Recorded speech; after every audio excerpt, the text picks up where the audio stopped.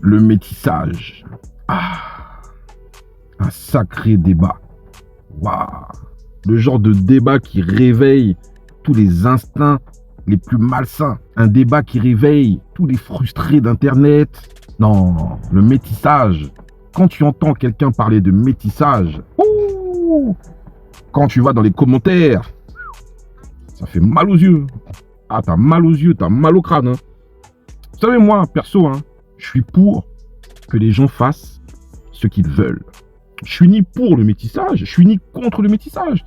Moi, perso, je suis juste pour que les gens fassent réellement ce qu'ils ont envie. T'as envie de te mettre avec une blanche, ben mets-toi avec une blanche. T'as envie d'être avec un maghrébin, t'as envie d'être avec une maghrébine, t'as envie d'être avec un chinois. Hey, la seule chose importante, lorsque tu te mets avec quelqu'un d'une autre culture, c'est bien entendu de ne pas dénigrer ta propre culture. Pour moi, c'est ça le gros problème. C'est que parfois, tu as des gens qui vont se mettre avec une personne d'une autre culture, et quand tu vas les entendre parler, discuter de leur propre culture, de leur propre couleur, ils vont te sortir tous les points négatifs, ils vont te sortir tout un tas de choses bizarres. Moi, perso, c'est juste ça qui me pose problème dans le métissage. C'est quand tu commences à dénigrer réellement les gens de ta propre culture.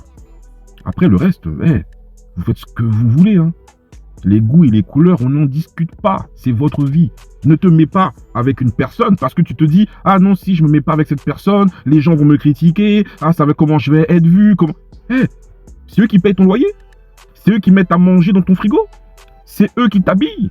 T'es là à avoir peur qu'on te critique, avoir peur qu'on te regarde mal dans la rue ou quoi que ce soit. Mais vous êtes sérieux? Donc tu construis ta vie en fonction de ce que les gens vont penser, de comment tu gères ta vie. Non, les gens, vous êtes bizarres. Moi, si je pouvais apporter en quelque sorte une critique sur le métissage, c'est savoir exactement avec qui on se met. Culturellement, religieusement, les traditions. C'est vrai que la magie maintenant des grandes agglomérations fait que on peut rencontrer des gens de tout horizon. Et c'est bien, tant mieux, c'est comme ça, c'est la vie, c'est humain. Mais rencontrer des gens de tout horizon ne veut pas dire qu'ensuite que le travail est déjà fait. Le travail de votre relation commence à peine. Parce qu'il va falloir se poser les bonnes questions sur la vision que vous voulez avoir pour votre avenir. Et je parle là d'une vision d'un couple sain, d'un couple qui veut construire quelque chose. Et je ne vous parle pas des choses qu'on peut faire comme ça rapidement, on va au télo, on fait nos bails, non. Je vous parle de couple qui réellement veut se projeter dans l'avenir.